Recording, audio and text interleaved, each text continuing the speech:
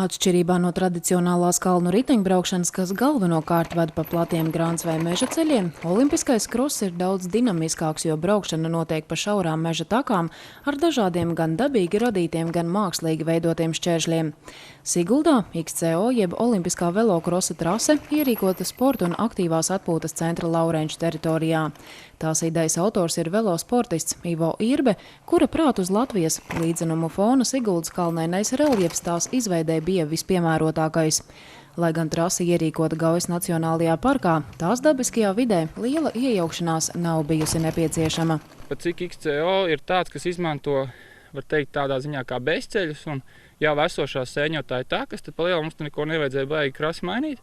Cik viņas attīrīt un nedaudz izkopt, varbūt kaut kādu saknīti atrakt, pierakt tā, lai tas būtu braucams, lai nebūtu baigi tādi kurmrekumi. Ko mežam pašam pa sevi veidojot savu reljefu. Mums arī lieta nodara tas, kad ir arī kaut kāda specifiska lietas, piemēram, sakrituši koki, tos mēs vienkārši apberam. Un tā trasa pa lielam pat ir no dabas izveidot. Trases lielākais lepnums un sportista izaicinājums ir tajā izveidotais Latvijā pirmais tā dēvētais akmeņu dārs. Stāvā nogāzē 12 metrus garš ar akmeņiem noklāts posms. Trases kopgrums ir 4,8 km un pēc savas sarežģītības pakāpes ir arī pirmā tāda Baltijā. Nevelti te nesen norisinājās arī Baltijā pirmā starptautiskās riteņbraukšanas savienības jeb UCI līmeņa sacensības, kurās sportisti krāja punktus vasaras olimpiskajām spēlēm Rio de Janeiro. Kopēja augstuma summa uz šiem 4,8 km ir 130 metri. Ja mēs tā salīdzinām, cik grūta tā trase ir, tad šajās sacensībās sportistiem bija jāveic 6 apļi, un tas kaut kur kopā sanāk uz to visu trasi 15 Siguldas kalni. Nolēmām uztaisīt jau tādu pa lielam kvalitatīvu, jau pēc visiem sabiedriskiem normatīviem atbilstoši XCO trasi, kas ir jau tagad atzīta jau no poļu, ukraiņu, igauņu un somu puses, kas bija pie mums 4. jūlijā. Un teica, ka trasi ir tiešām labi un ka brauks atkal. Paralēli starptautisku sacensību uzņemšanai olimpiskā velokrosa trases izveids patiesais mērķis gan cits un daudz ambiciozāks.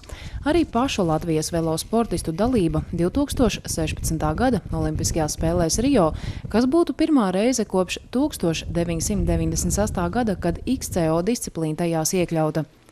Dažādās pasaules līmeņa sacensībās, tostarp nesen notikušajās Eiropas spēlēs, Latvijas labākie braucēji jau guvuši labus panākumus, tāpēc šis mērķis nav nesasniedzams.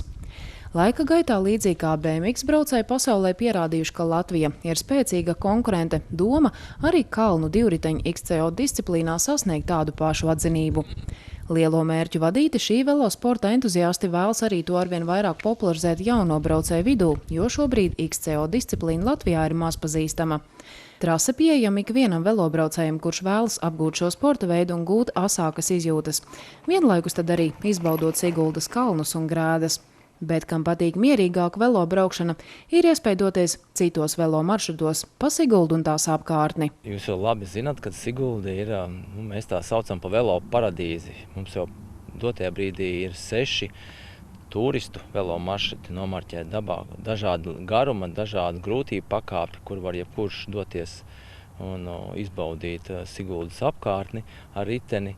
Šī trase tikai papildina esošo pakalpojumu klāstu un vairāk uzrunā tieši sportistus. Pilnveidojot aktīvās atpūtas piedāvājumu velo jomā, padomāts arī par pašiem mazākajiem braucējiem un jauniešiem, kam patīk sacensību gars. Jau vairākus gadus Siguldā sporta un aktīvās atpūtas centrā notiek skriešanas sacensības Siguldas apļi, un pēc līdzīga principa šogad uzsākts arī velobraukšanas sacensību cikls. Ir dažāda garuma distancītes, tātad paši mazākie veids 2 šos te mazos 200 metru aplīšus.